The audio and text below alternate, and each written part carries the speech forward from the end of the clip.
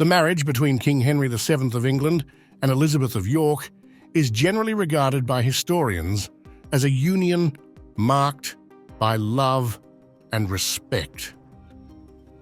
Many even speak of a true romantic connection between them. Despite this favorable view, their relationship is shrouded in persistent rumors that continue to captivate. One such rumor suggests that Henry may have tested Elizabeth's fertility before their wedding. However, no historical evidence supports this claim. The very presence of such rumors, though, raises questions about the nature of their relationship. Was it truly love, or was this portrayal a deliberate effort to counteract such speculation? Some remaining Yorkist supporters described Elizabeth's position as that of a hostage, perhaps to protect her from accusations of betrayal. A methodological challenge presents itself. How can we measure love, especially across centuries? Even in our time, it is difficult enough to assess the depth of a relationship between people we know. When it comes to people who lived over 500 years ago, of whom we have only a handful of written records, portraits, and stories, the challenge becomes all the more complex. Elizabeth's most prominent biographer, Amy License, presents a more neutral view on the subject. According to her, few sources shed light on the actual state of their relationship. For instance, there are very few letters from Elizabeth to Henry, and those that survive offer limited insight. In one letter, for instance, she addresses him with the salutation, "Most Serene Lord, the King, our husband." This phrasing is neither especially warm nor notably distant. Rather, it follows the expected protocol of the time. As with other sparse evidence, the old adage applies. Absence of evidence is not evidence of absence. This scarcity of correspondence does not necessarily mean there were no other letters. Many could have been lost. Moreover, Elizabeth and Henry spent a substantial amount of time together, which might have reduced their need for written communication. Sources indicate, for instance, that Elizabeth took an interest in William Courtenay's children before he was publicly branded a traitor, suggesting she may have received advance word from her husband. Given the scarcity of direct sources about their relationship, we must largely rely on interpreting the behaviors of both spouses. Yet this task is complicated by the societal expectations and protocol of their time. For example, sources often list Elizabeth of York before Margaret Beaufort, despite Margaret's remarkable influence as Queen Mother and her close relationship with her son. Margaret reportedly did not enjoy ranking below Elizabeth, but protocol required it. However, we cannot interpret this hierarchical ordering as evidence of Henry's affection for his wife. It was simply a matter of courtly procedure. In my explanations, I will endeavor to make these contextual constraints as transparent as possible.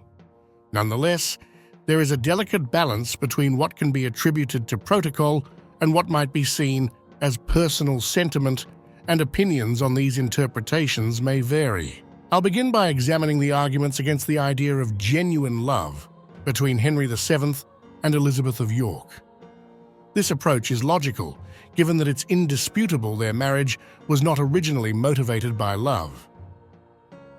Henry swore on Christmas Day in 1483 at Rennes Cathedral that he would marry Elizabeth, a marriage negotiated in secret by their mothers, Elizabeth Woodville and Margaret Beaufort, as part of an alliance against Richard III.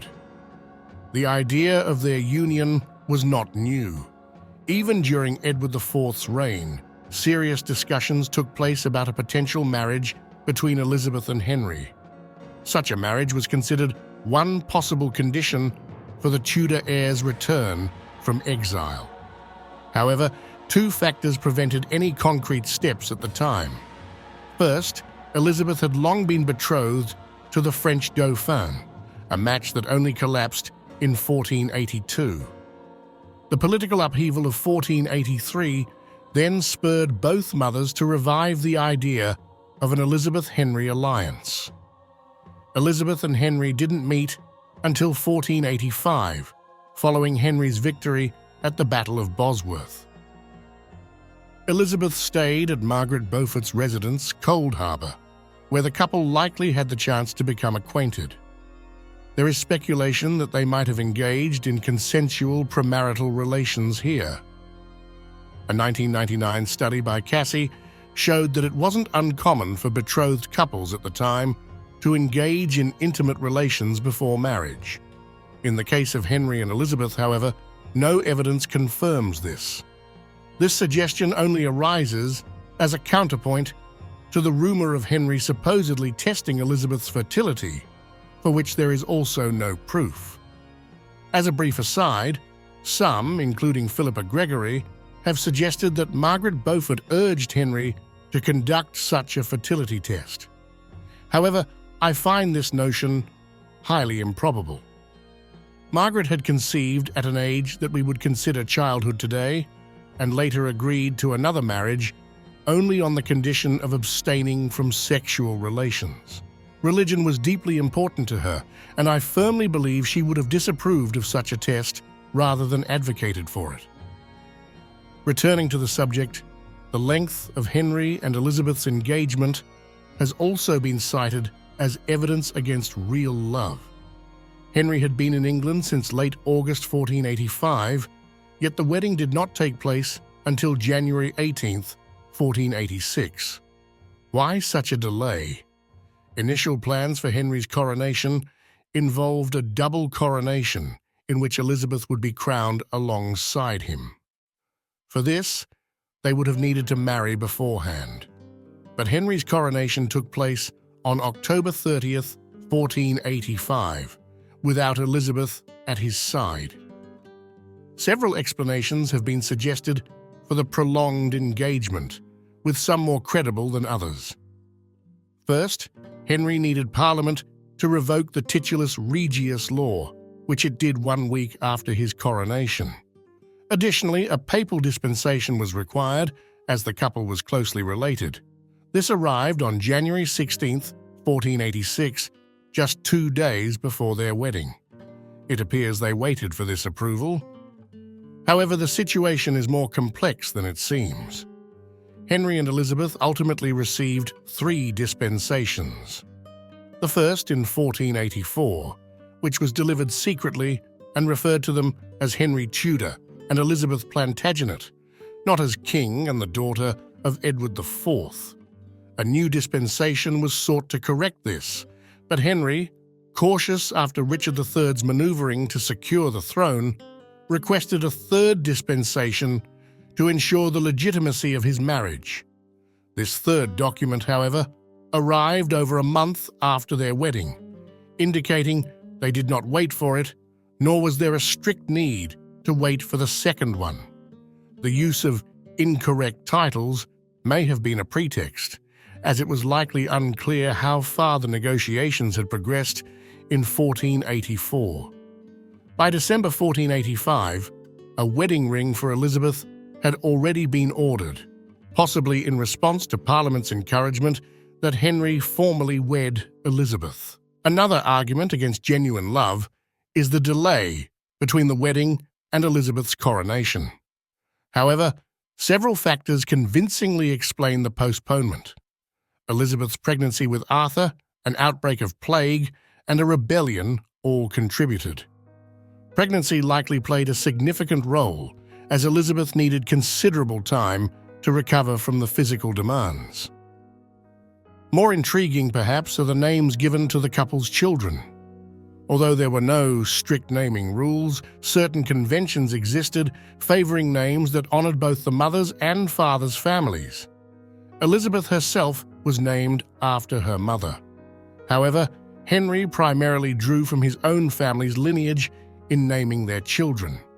Arthur's name, for instance, was an homage to Henry's Welsh heritage and a reference to the prevailing belief that Westminster was once Camelot. The legendary tales of King Arthur had recently been revived by the popular book Le Morte d'Arthur, which in time became an unintended but prophetic title.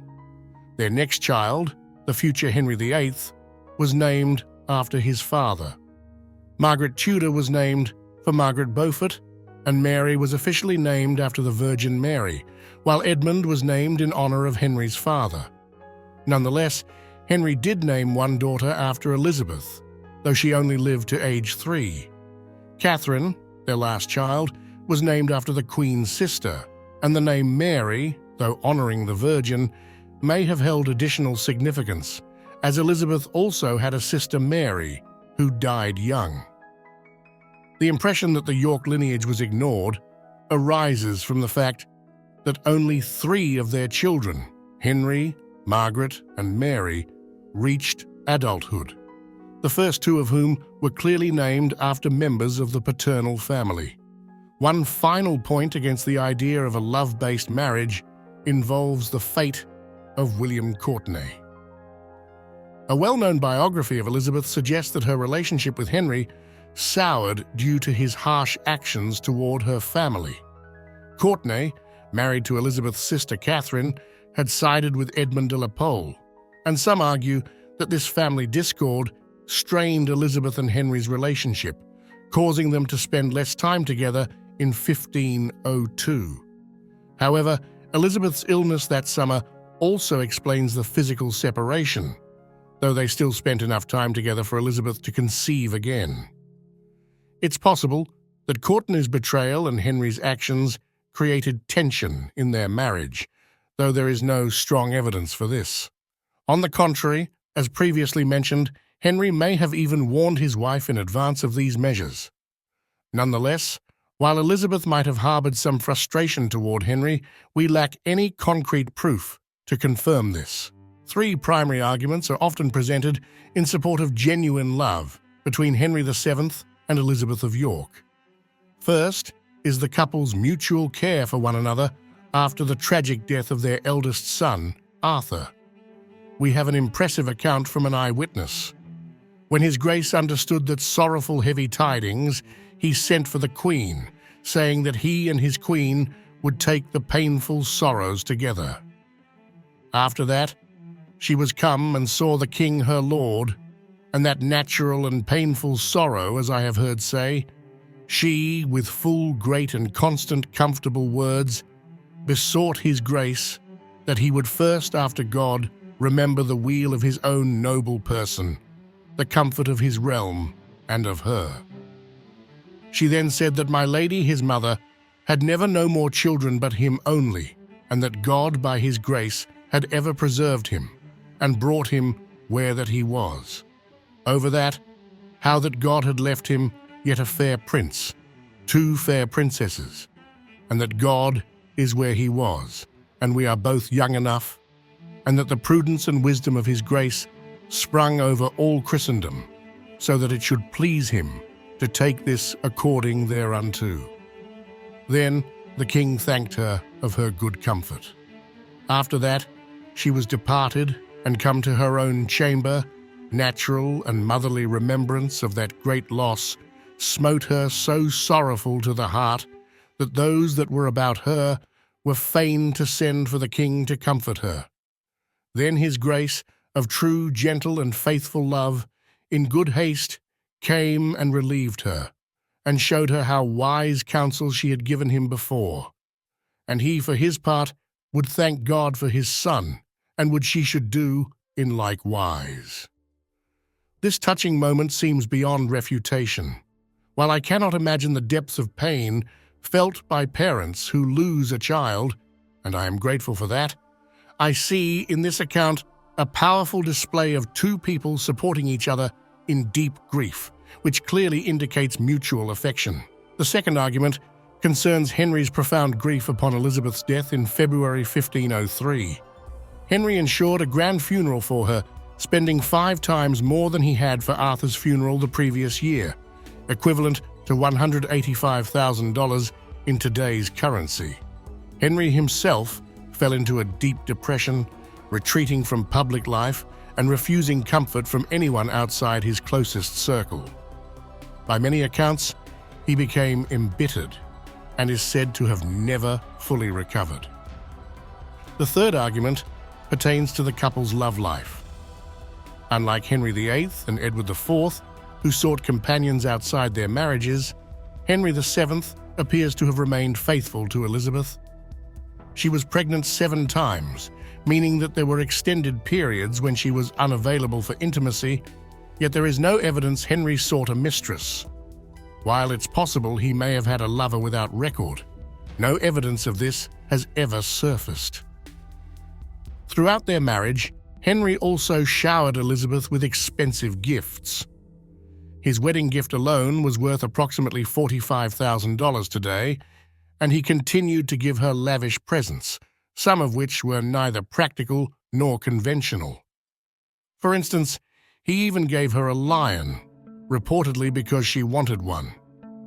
According to the Spanish ambassador, Henry gave way to her in allowing such a purchase. Rumors that Henry withheld finances from his wife or children are easily refuted by the Tudors' account books. Henry frequently paid off debts for Elizabeth, who was often overly generous in her spending, not on herself, but on supplicants, the poor, and her family. When Elizabeth's grandmother, Cecily Neville, died in 1495, Henry ensured that his wife inherited her entire estate, even though it should have been divided among the grandchildren. In fact, Henry had previously arranged in 1492, before his campaign in France, that Elizabeth would receive certain estates, including her grandmother's lands. Moreover, Henry had Elizabeth declared a femme sole, granting her the legal right to own, buy, and sell property independently. He consistently provided her with lands for her own use. He also granted Elizabeth Woodville, her mother, lands and funds, once gifting her a substantial sum of £400. From early in their marriage, members of Elizabeth's household enjoyed special privileges, which speaks to the king's trust in his wife. Even after Elizabeth's death, Henry continued to care for her former servants. Politically, Elizabeth remained relatively reserved. Margaret Beaufort clearly held greater influence in this realm, yet Elizabeth played a significant symbolic role. She traveled with Henry throughout the kingdom during Perkin Warbeck's challenge, publicly demonstrating her loyalty to her husband. While there is no evidence that she ever met Warbeck or commented on his claim, it's almost certain that she saw him, as he resided at court for a time. The absence of any reaction from her could be due to several factors. Perhaps she did not believe his claim and ignored him, or perhaps she had doubts yet played along to safeguard her children. What matters is that there's no indication she ever doubted her husband's legitimacy as king. Bernard André, in the life of Henry VII, even claimed that Henry had loved Elizabeth prior to their wedding. Although André was on Henry's payroll and served as a tutor for Arthur, similar sentiments appear elsewhere. For example, in an application for a second papal dispensation, Thomas Stanley, who was married to Margaret Beaufort, wrote, "The aforesaid Lady Elizabeth has not been captured nor compelled, but of great and intimate love and cordial affection desires to contract marriage with the said king, to the knowledge of this sworn witness, as he says in virtue of his oath." While Stanley, like André, was not an unbiased source, such statements were not easily fabricated. The Pope had independent channels of information, and no one would risk being caught lying in a letter to the Pope. Thus, this sentiment can't be dismissed as merely partisan. One final argument occasionally cited for true love between Henry and Elizabeth is that he never remarried. However, this point is less convincing.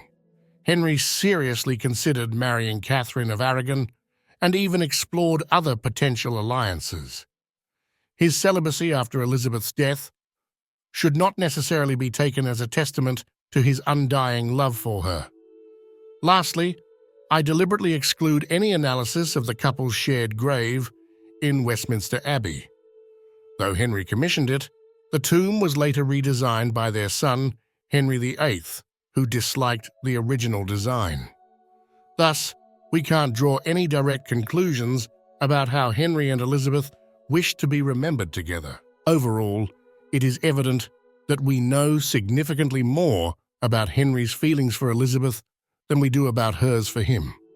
His emotional collapse after her death speaks to a profound, sincere love. The fact that Elizabeth remains more in the background should not imply that she did not reciprocate his affection.